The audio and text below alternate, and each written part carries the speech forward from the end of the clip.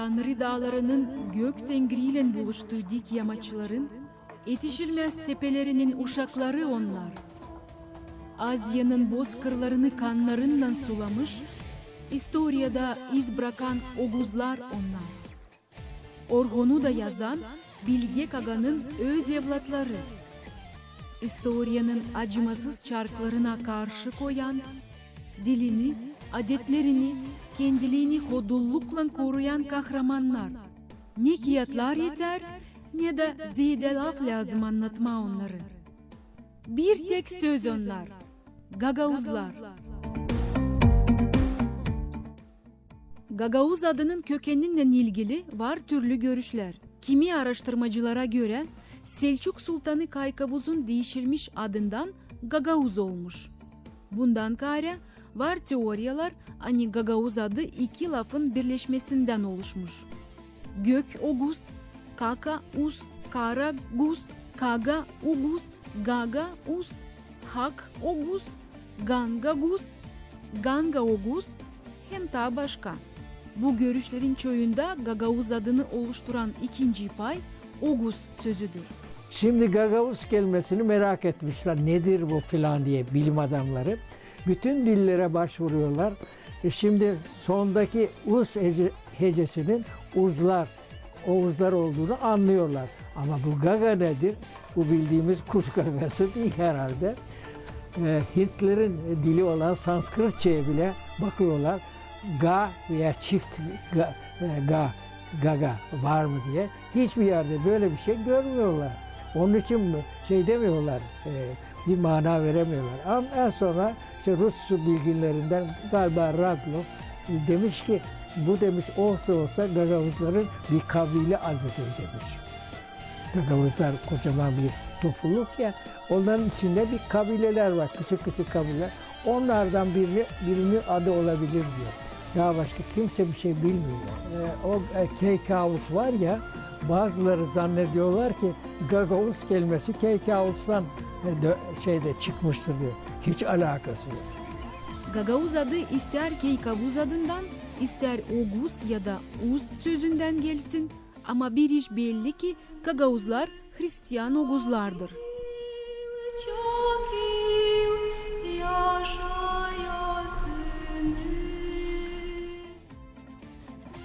Bana gelen Gagavuzlar hem güzel, hem akıllı, hem mukayyetli insan. Niçin? Niçin onlar geçtiler çok uzun ömür, hem çok uzun yollar.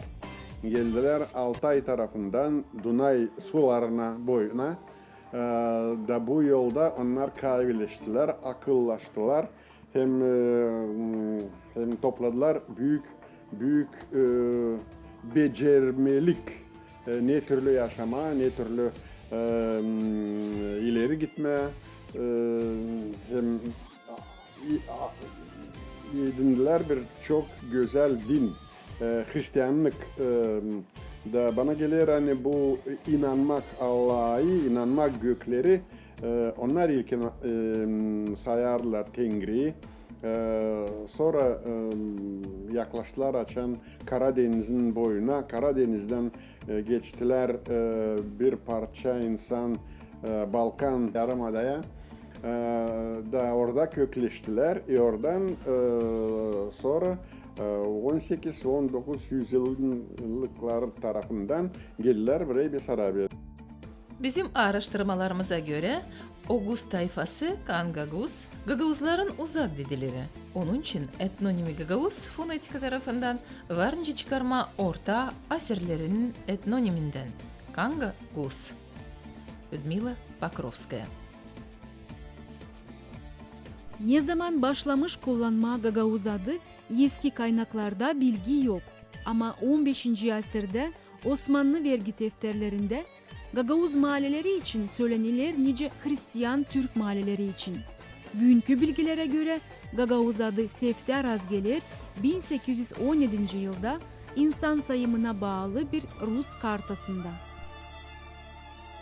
Rus kayıtlarına göre ilk defa 1817'de nüfus sayımında Gagauzlar Gagavuz olduklarını, yani Bulgar olmadıklarını, ayrı bir millet olduklarını belirtiyorlar. Bu 19. yüzyıl başları demektir. 1800'ler. Ama Osmanlı kayıtlarında şahıs adı olarak 15. yani 1400'lü, 1500'lü yıllarda da sık sık Gagavuz ismine belirttiğim gibi Kaykavuz, Gavgavuz ve Gagos şekillerinde rastlanıyor. Türk aydınlatıcıları 19. asırda Gagavuz adını işitmemişler. Osmanlı padişahlığında Gagavuzlar için ilk söylemiş bir Fransız gazetacısı. 1867 yılda İstanbul'da yerleşen hem burada Fransızca Courrier de Orient gazetesini çıkaran Jean Pietri o yıllarda Moldova'ya bir gezi yapmış. Orada Gagavuzları bulmuş da kendi gazetesinde Türk cümlesine tanıtmış Gagavuz insanlarını. Bu yazı uyandırdığı merak sonucunda Hayal adlı gazetede çıkmış bir statya Gagavuz. Kalender gösterermiş 1876 yılı. Gazetenin sahibisi olan Teodor Kasap'ın bu statyası Osmanlı presasında Gagavuzlarla ilgili ilk Türkçe yazıdır. 19. yüzyılda Türkiye'de yapılan nüfus kayıtlarında görülmese de, etnik hat olarak görülmese de gazetelerde ve basın yayın organlarında Gagavuz lafı, Gagavuz etnik adı kullanılmış. Tarih şafkında Gagavuzlar adlı bir doktora tezi için çalışmıştım. Gagavuzların kökünü özellikle Oğuz Türklerinde görmüştüm. Mikhail Petrovich Gubogla.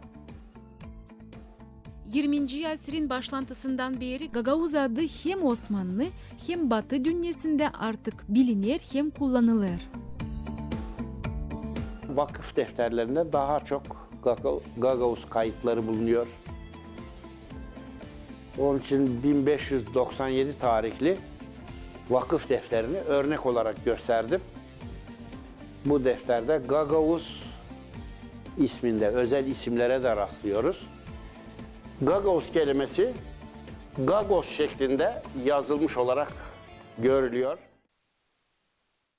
İsla ama kimmiş bu Gagavuzlar? İstoria kaynaklarında ancak 19. asırda adına rastlanan Gagavuzlar, bugün Türk dünyası içinde bilinir nice Oğuz soylu halklardan biri. Gagavuz halkı hem tarihçileri sayırlar kendilerini Oğuz Türkleri. Gagavuzlar anılmış büyük Türk halkların torunları. Onlar peydalanmışlar burada diyelim, hani bizim dedelerimiz, öz dedelerimiz, en yakın dedelerimiz peydalanmışlar 10. asırda. O 1060. yılda onlar aşırmışlar Tunu'yu, kuzey tarafı, Karadeniz'in kuzey tarafından yayınlanmışlar Balkanlarda. Diyelim nerede şimdi Bulgaristan toprakları hem Makedonya toprakları, Vizantiya'nın topraklarına Vizantiya'ya komşuluk yapmışlar. Gagavuz halkın özü sayılır Uzlar, Oğuzlar hem Kumanlar. Gagavuz milleti bu belli bir Türk dilli etnos. Hangisinin kökleri dayanır büyük evvelki Türk dünyasına. Özellikle eski Oğuz boylarına. Üstelik bu ad korunmuştur çağdaş Gagavuzların etnoniminde de. Maria Maronevich.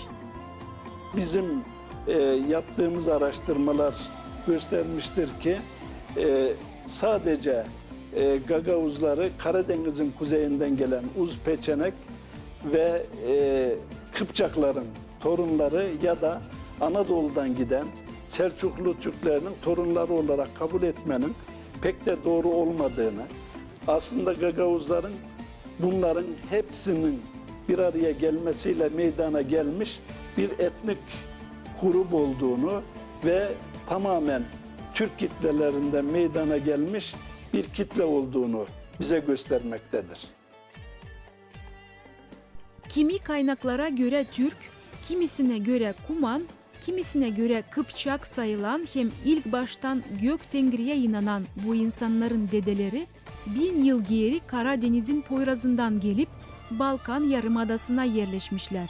Kuman, Peçenek, Kıpçak, Oğuz soyundan Türk boyları zaman içinde kaynaşmışlar. Ortodoks Hristiyanlığı seçip Gagauzlar olarak tarihe girmişler. Var pek çok hipoteze. Hani onlar belki evlatlar Peçeneklerin, Uzların hem Kumanların, Polovçıların evlatları. Kim o Polovçılar? Onlar Rus kaynaklara göre onlar Türk. Avrupa kaynaklara göre onlar Kuman.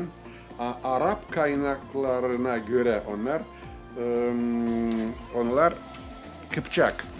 Ama Kumanlar, Kıpçaklar, Uzlar, onlar hepsi bir insan ama nice bir fidanın var her türlü dalları bu Türk insanı. Gagauzlar hem Kumanlar bir kökenlidir. Konstantin İriçik. Kimi tarihçiler sayırlar hani Gagauzlar Bulgar ya da Urum kökeninden çekilirler. Ama bu görüşleri bilimciler pek kabul etmiyorlar. Benim araştırmalarıma göre ne ben gördüm? Hani Gagauzlar nasıl bir millet, bir etnos, onlar oluştular Güneydoğu Avrupa'dan. Bu öğlen gündoğusu Avrupa'ya bizim Bucak, Besarabya'nın öğlen tarafları da girer. Hepsici 200 yıl geri gelmişler Balkanlardan. Elbette geldiler ama bir kısmı geldi. Balkanlardan geldiler, bir kısmı da yerleştiler yerli Gagauzların içinde. Araştırmalar gösteriyor hani 5. 6. yüzyıllarda burada artık vardılar. Siz soracaksınız kim onlar? Ben büyüğünden söyleyeceğim hani onların soyların bir kısmı Skifler. Sonra Alırsta bu yana doğru gelir. Türk Bulgarlar, onlara diyorlar Asparu Bulgarları. Biraz da Proto Bulgar. Ben de derim biz diyebiliriz Proto Gagauz. Çünkü onların soy nasıl hem dilleri hem soylar bizim dedelerimiz bir kısmı. Sonra Kıpçaklar, Oğuzlar. Başka hipotezeye göre Gagauzlar göçebe Türklerinin 2. 1000 yılın çekitmesinin tayfaların torunları Stepan Kurogla. Tarihçiler hepsi büyün sayır hani Gagauzlar çekilirler Türk soyundan. Ta çoyu kabul ederler versiyayı hani onlar Anadolu Selçuklu Sultan İzzettin Kaykavuz'la Dobruca'ya yerleşen Selçuklu Türklerin evlat boylarıdır.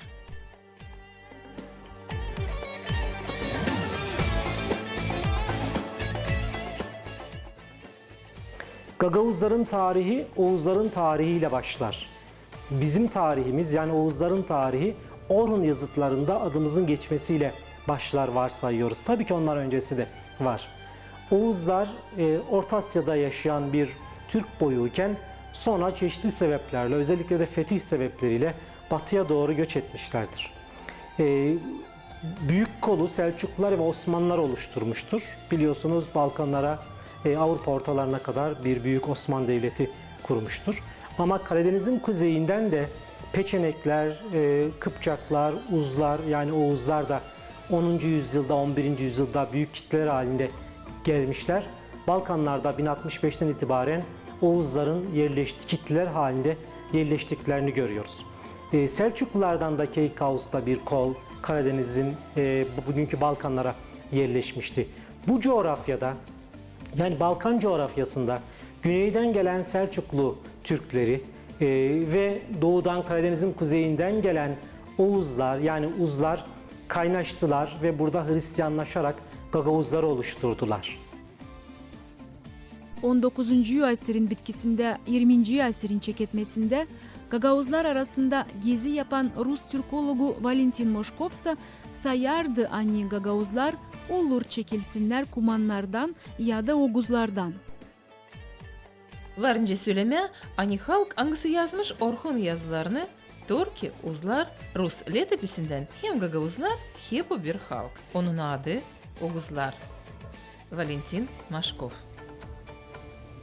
Orta Asya'ya kökleri dayanan hem Oğuzların Balkanlardaki kalıntıları olan Gagauzların tarihini anlama adını lazım bilmeye hem Oğuzların hem Balkanlarda yerleşen Türk soyların tarihini. Gagavuzlar Bulgaristan'a Karadeniz'in kuzeyinde Hristiyan olarak geliyorlar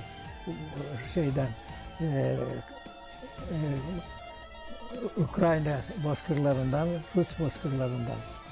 Oraya yerleşiyorlar Deli Orman yanına ve Deli Orman Türklerinin şivesiyle konuşuyorlar.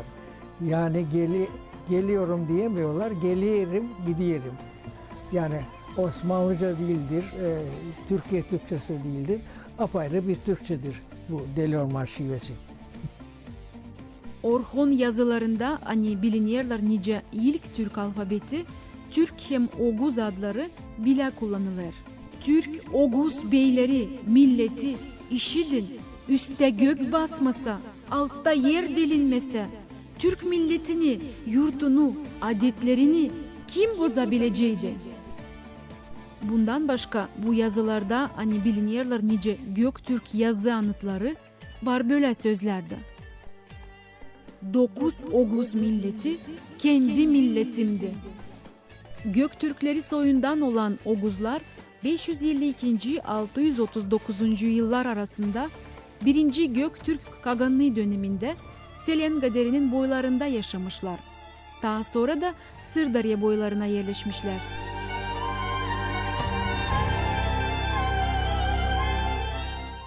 Göktürk devleti daha sonra da Türgiş devleti yıkıldığının Oğuz Kaganları Türkler devletsiz kalmasın diye Oğuz Yabgu devletini kurmuşlar.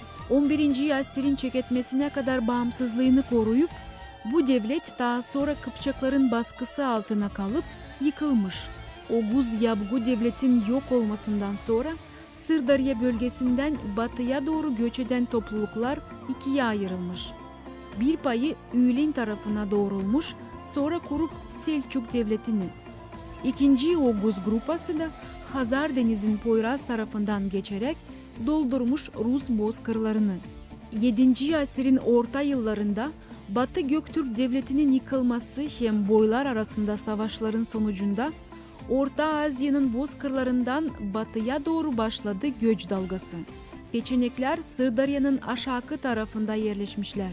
Sonra da batıya ilerleyerek Hazar Hanlığı'na komşu olmuşlar.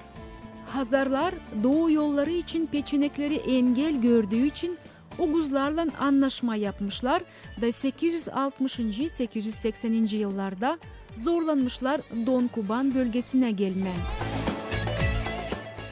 Peçeneklerin ardına batıya ilerlemişler Oğuzlar hem Kıpçaklar. Yetişip Karadeniz'in Poyraz'ına onlar kavramışlar Don'dan Tuna'ya kadar uzanan kırları da olmuşlar komşu Kiev Rusyasından.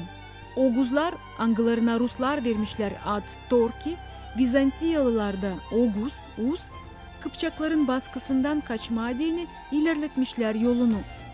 Oğuzların bu ileri gitmesi Rusları başlamış rahatsız etmeye.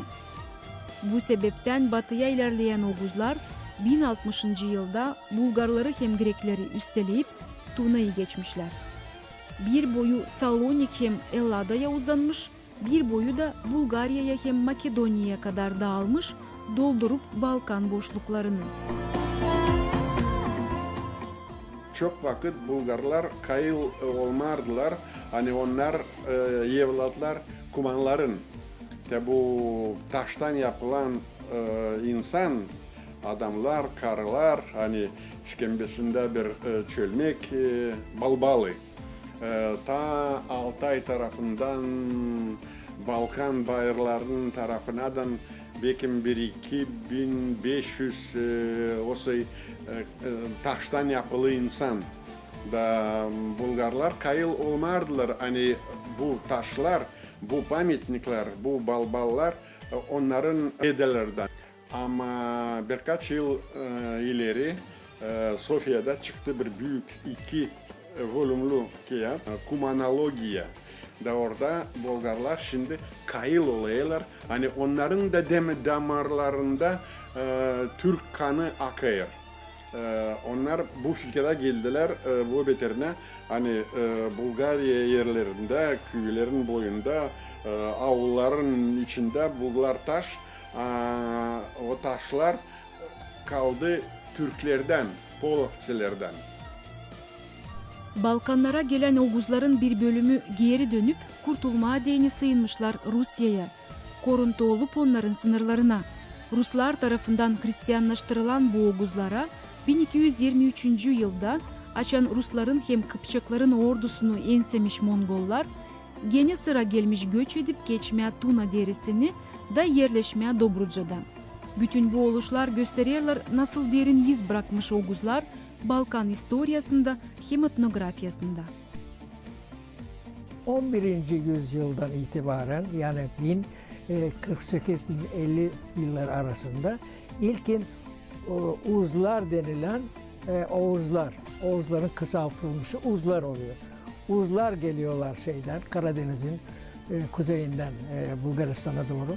Ama bunlar kendiliğinden gelmiyorlar. Arkadan başka Türk kavimleri onları hadi gidin buradan diye kovdukları için onlar mecburen aileleriyle birlikte geliyorlar Silistre'nin karşısında Tuna boyuna. Oradan o sırada Bulgaristan Bizans idaresindeymiş.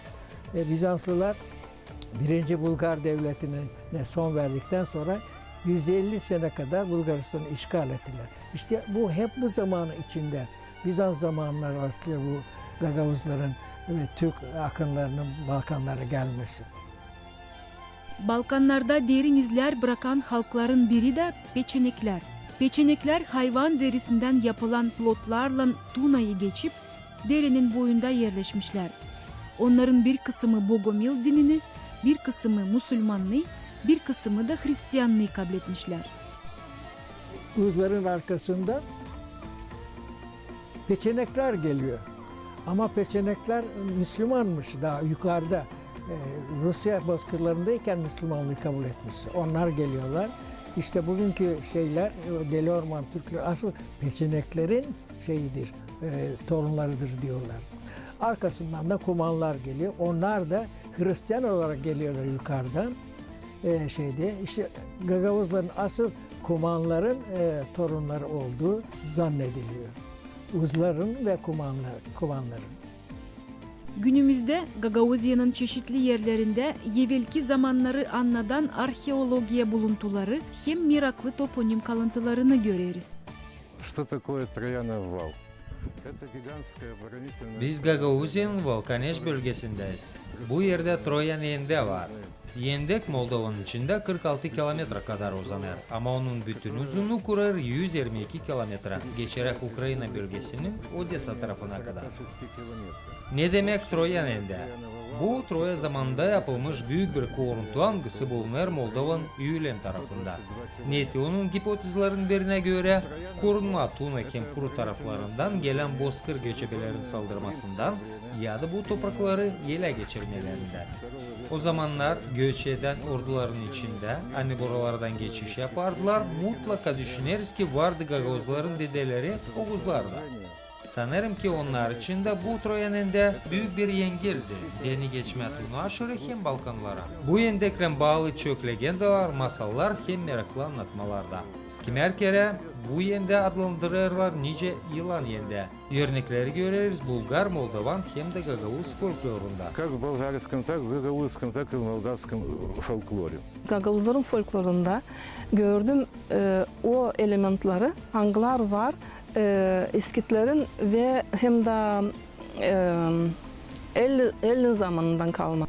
1237-1238 yıllarda Rusya topraklarının büyük bir payını kuvveti altına alan Mongollar 1239 yılda ikinci kere Kıpçaklarla cenk edip onların zapçılığını yok etmişler. 40.000 atlı Kıpçakların büyük bir bölümü Macaristan'da kurtuluş bulup Tengrizma'yı bırakmışlar da Hristiyan olmuşlar. Kalanı da Balkan Yarımadası'nın çeşitli bölgelerine dağılmışlar. Uzakta kalan olayların bağlantısını bugün buluruz Gagauzya bölgesinde. Çünkü çoğu toponim adları hem yerleşim yerleri neredeyse eskisi gibi kullanılır. Мы находимся в старом центре. Bizim bulunduğumuz yer Kıpçak köyün eski merkezi. Buradan Kıpçak köyün kuruluşu başlamış. Bu büyük taşlar yüzeyle işlenmiş blok parçaları ta Neolitik döneminden sanırım yerken Bronza Neolit zamanından. İlk Gagauz göçebeleri buraya yerleşerken bilmişler yeri deni yakında bir de derece kakarmış. Yasaba olarak hani köyün yeni adı Kıpçak, o bilinerince Tatar Kıpçak köyü. Rahat söyleriz hani ilk Gagauzlar yerleşmişler Nogayların hem Tatarların yaşadığı yerlere. Çünkü tepe üstünde hem onun kesinti yerlerinde buluruz keramika parçalarını kalma 18. 19. asırlarda. Керамический материал 18-19 века. Bugünkü günde Kıpçak köyün ortasında bir tarih bölgesi bulunur.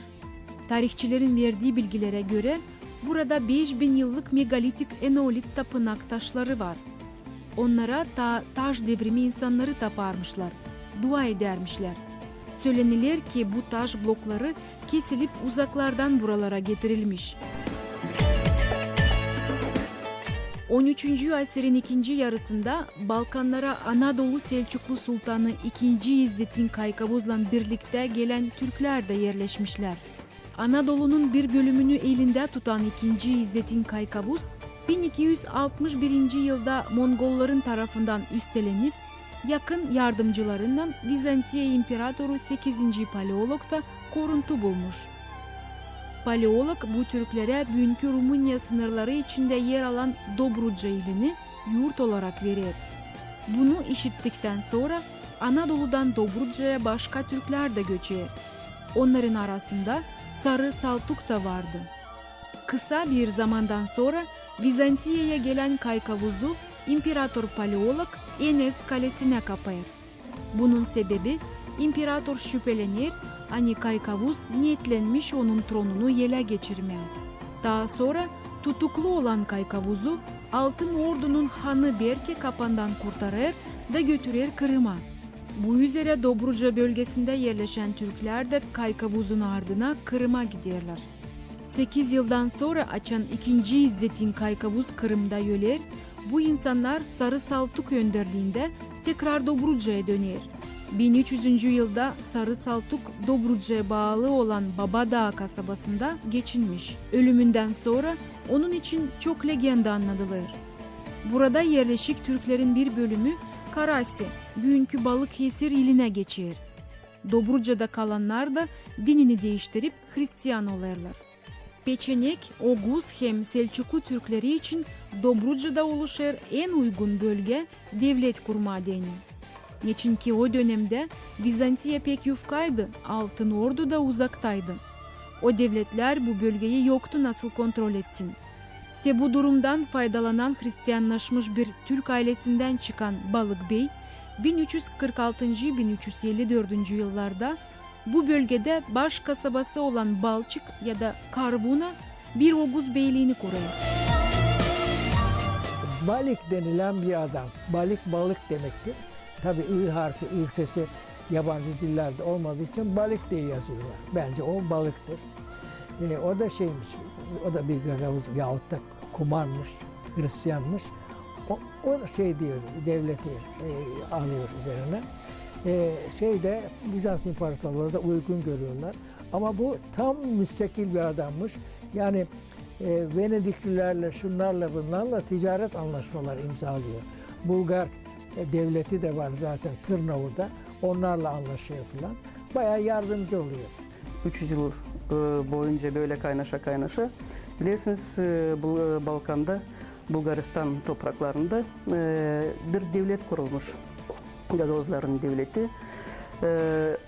Tarih kağıtlarında diyelim arşiv dokumentlerinde onlar başka adlardan geçer ama hep o topraklar. Uziyelet denir, Dobruzhansko despotstvo, Dobruzhansko zemi, yani her bir dilde başka türlü. Onların başında her zaman kumanlar sarmışlar. Kumanlara Dobrotiç diyelim, Balikhan diyelim. Hani onlar kumana diyelim bizim dedelerimiz Bulgaristan'ın çarları olmuşlar. Balık Bey'in ölümünden sonra onun yerine Dobrotiç gelmiş. 1354-1386 yıllarda. Angısına Vizantiyalı tarafından verilmiş despot titulu. Dobrotiç kendi zapçılığı altında bulunan kiliseleri Bulgar kiliselerinden ayırıp Vizantiya Patriarhiyasına bağlamış. Batılı tarihçilere göre Dobruca bölgesi daha evvelki zamanlarda anılarmış nice İskit yurdu. Sonrası Dobrotiç'in adına Dobruca olmuş. Dobrotiç'in ölümünden sonra onun yerine Yanko ya da Ivanko geçmiş. 1386-1417 yıllarda Karadeniz bölgesinde hem Balkanlarda önemli rol oynayan bu Oğuz Beyliğin toprakları 1417 yılda Osmanlı İmperiyası'nın topraklarına katılmış. Burada yaşayan halkın bir bölümü Müslüman olmuş, öbür bölümü de Hristiyan kalmış, hem günümüzdeki Gagavuzları oluşturmuş.